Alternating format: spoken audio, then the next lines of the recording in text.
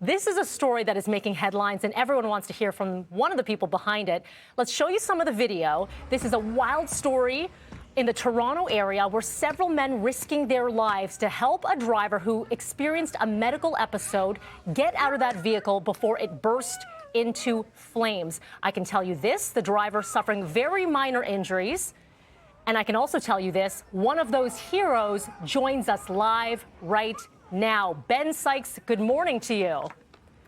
Good morning, Mel. Okay, I think that the studio wants to do this for you. That is unreal. Ben, take us back. Take us back. What happened that day? This was earlier on this week. Where were you? Yeah, so I was actually with my wife who actually shot that video. Why she decided to roll at the time she did, I can't explain it. But we were just I was heading out to Mississauga. My office is out there.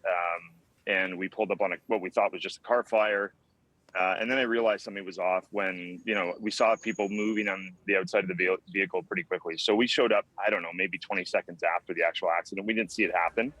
And then, in that moment, it was just sort of, hey, like if somebody's in there and right now, based on my assessment, there's not, I think we can help them. Let's try and help them. And, I kind of raced towards the vehicle. I tried to kick it. I'm in the white sweater there, and if you can see the video. Yes, we see it. We just, the three of us or four of us just sort of worked together. And, I think start to finish, it felt like 5 minutes, but it was probably over in 30 seconds. Ben, as you're doing, oh, sorry, go ahead.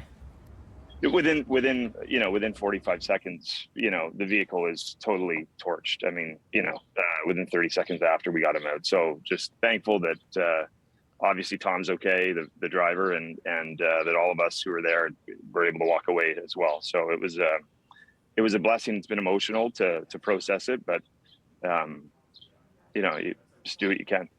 I would say, with you saying so very nonchalant, do what you can. I don't know if everyone would do exactly what you did and all those heroic actions from those individuals who helped as well, because you were first. As you mentioned, other vehicles started arriving and everyone just jumped into action. You saw that vehicle, it was dangerously close to being fully engulfed into flames. At any point in your head, I know you're a dad, at any point in your head were you saying, I could be putting my own life in danger here, or is it just the adrenaline?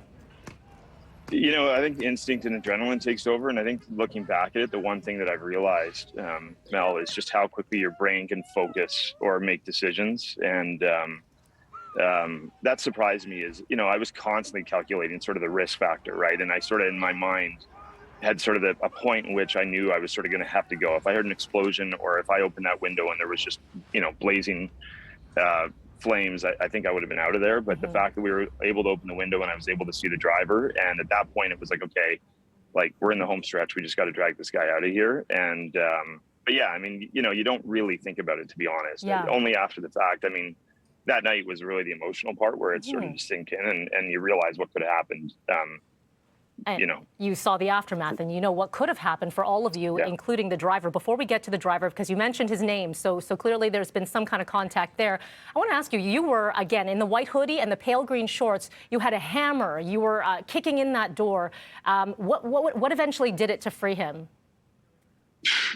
Construction driver threw a hammer, and I sort of backed away. I tried to elbow it, and it doesn't happen like it does in the movies when you try and break glass. I can tell you like that. An action hero, My elbow can attest to that, but just thankfully he threw that hammer at the right time. That was what did it. We were able to, like, that point, I guess, of the hammer, that I would encourage everybody out there. I know I'm going to buy them for all my friends and family. Like, you get a glass breaker. I wouldn't drive without one now seeing what could happen very quickly. It literally, I think probably from the original crash to where, we wouldn't have been able to get him out. I mean, maybe it was 60 seconds. So that's how fast these things can go. So. And you were clearly there before any emergency official was able to make it to the scene.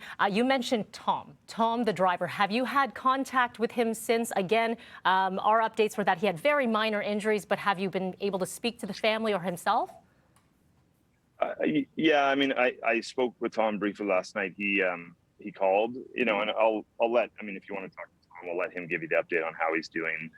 But yeah, we did connect, and listen, we're just lucky that he's he's here and we're all here too. So yeah, he's you should buy a lottery ticket this weekend. Finally, for you, Ben, I know you have a busy day ahead. People are calling you and all the individuals who helped a hero. There are calls for you to be awarded with some bravery, honors. How do you take that all in? You know, I think you just do what you hope somebody else would do for you, right? And you know, you don't know if there's a child in the back seat or so. It's emotional. Ben, you're incredible. Yeah. You're incredible. I know it's you know, it's a very awkward to be called a hero, but you indeed are. Ben, thank you so much for taking the time today. You and all the individuals who helped, and shout out to Tom. You guys are amazing. Thank you. Thanks, Mel.